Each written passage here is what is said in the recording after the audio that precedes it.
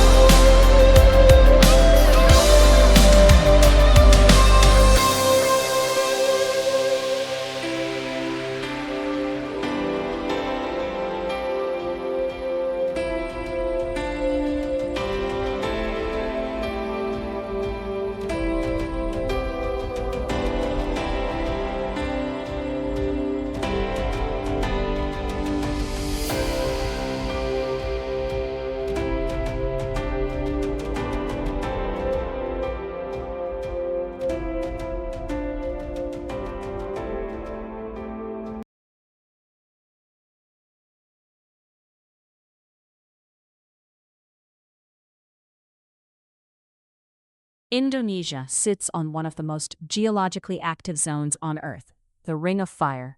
3 major tectonic plates meet here, grinding, colliding, building. The result? More than 130 active volcanoes, more than any other nation. These mountains are both creator and destroyer. They've shaped this land, nourished its soil, and occasionally reminded humans of their own fragility. Mount Bromo in East Java. Every morning before dawn, travelers make the pilgrimage, stumbling through volcanic sand, shivering in the cold. For this, This is what 4 in the morning looks like in Indonesia. Worth every step. Across the archipelago, these volcanic peaks define the landscape. Mount Rinjani in Lombok, its turquoise crater lake sacred to the Sasak people. Mount Agung in Bali, home of the gods themselves. But from destruction comes life. Volcanic soil is among the most fertile on Earth. This is why Indonesia became one of the world's great agricultural powerhouses. Growing rice, coffee, spices, rubber, palm oil, the land gives, and sometimes takes back. But Indonesia isn't only fire, it's water. Positioned at the intersection of the Pacific and Indian Oceans, Indonesia sits at the heart of the Coral Triangle, the most biodiverse marine habitat on the planet. These waters contain 76% of all known coral species, 6 out of 7 sea turtle species, more than 3,000 species of fish. Raja Ampat, in West Papua. Many consider this the most beautiful place on Earth to dive. From the powerful currents of Komodo, where whales and dolphins hunt, to the gentle shallows where dugongs graze on seagrass beds, Indonesia's waters are a living treasury. And for millions of Indonesians, these waters aren't just beautiful, they're home, their livelihood, their identity. Beyond the coasts lies another world entirely. Indonesia's rainforests are ancient, some among the oldest on Earth, predating the Amazon. They cover millions of hectares across Sumatra, Kalimantan, Sulawesi, and Papua. Walk into these forests and you enter a cathedral of green. Every surface drips with life, moss, ferns, orchids clinging to bark. These forests hold species found nowhere else on Earth.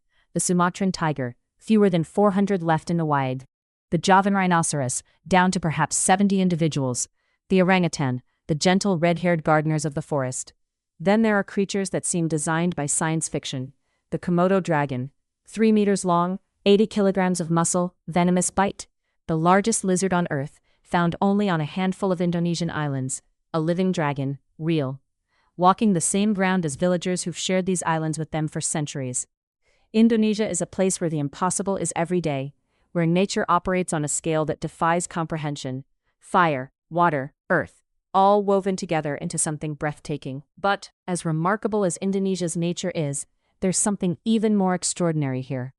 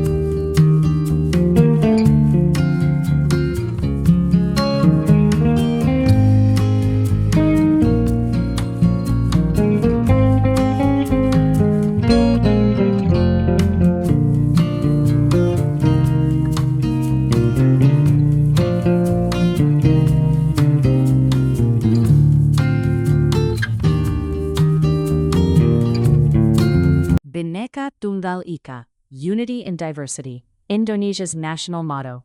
It's not just a phrase, it's a necessity. Because bringing together this many people, this many cultures into one nation is one of history's most remarkable achievements. More than 300 ethnic groups, over 700 living languages, 6 officially recognized religions, plus countless indigenous beliefs.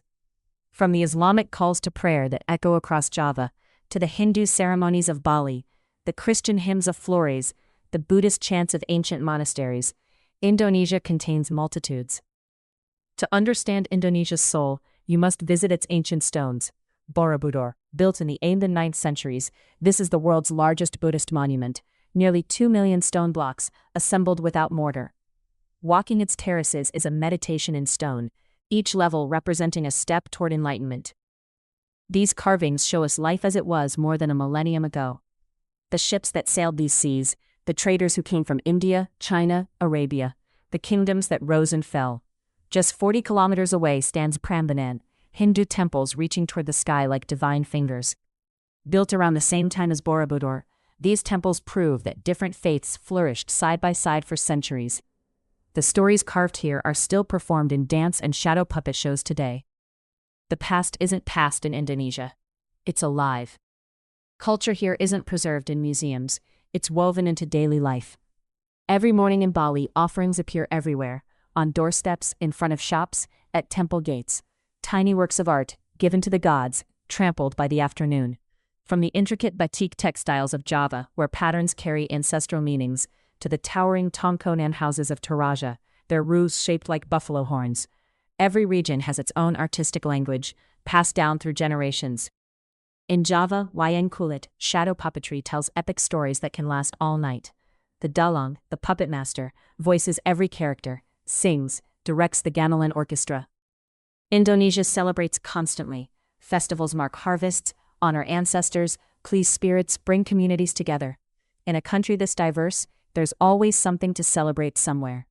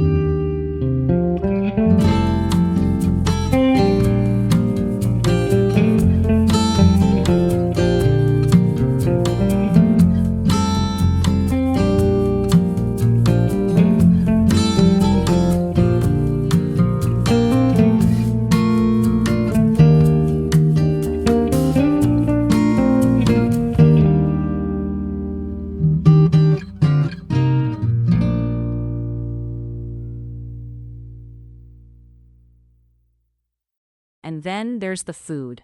Indonesian cuisine is one of the world's great culinary traditions. Bold, complex, deeply satisfying. Rendang, beef slow-cooked in coconut milk and spices until it's fall-apart tender. CNN called it the world's most delicious food. Nasi goreng, fried rice that's Indonesia's national dish, served from street carts to presidential palaces. Satay, skewered meat grilled over charcoal, served with peanut sauce that varies from region to region. But beyond the famous dishes are thousands of regional specialties. Every island, every ethnic group has its own flavors, techniques, traditions. In Indonesia, eating is never just about sustenance. It's community, it's heritage, it's joy. Indonesia is ancient, but it's also remarkably young. The median age is 30. This is a nation of young people, energetic, ambitious, connected. Indonesia's creative industries are exploding. Musicians blend gamelan with electronic beats. Designers reference traditional textiles and contemporary fashion. Filmmakers tell Indonesian stories to the world. But Indonesia faces profound challenges. Rapid development has come at a cost. Forests are cleared for palm oil plantations. Pristine beaches fill with plastic. Traffic chokes Jakarta. Air quality worsens. Species teeter toward extinction. But hope exists. Young Indonesians are leading environmental movements. Communities are protecting forests. Sustainable tourism is growing. Indonesia is learning, sometimes slowly, sometimes painfully, to balance growth with preservation. Indonesia is literally building a new future. The government is relocating the capital from sinking, overcrowded Jakarta to a planned green city in Kalimantan, Nusantara. Ambitious? Absolutely. Challenging? Undoubtedly. But Indonesia has always been ambitious. So why do people fall in love with Indonesia? It's not just the volcanoes or the beaches, not just the temples or the food. There's a concept in Indonesian culture, gotong royong, mutual cooperation, the idea that we're all in this together. Indonesia has a way of changing people. Maybe it's the pace of life on island time. Maybe it's the spirituality that permeates the culture. Maybe it's nature's constant reminder of what really matters. Or maybe it's simpler than that. Maybe Indonesia reminds us how to be present, how to be grateful, how to be human. Indonesia isn't just a place you visit, it's a place that stays with you. In your memories of sunrise over Bromo, in the taste of sambal that you'll never find quite the same anywhere else, in the sound of gamelan music that echoes long after the performance ends. This is Indonesia. 17,000 islands, 17,000 ways to fall in love.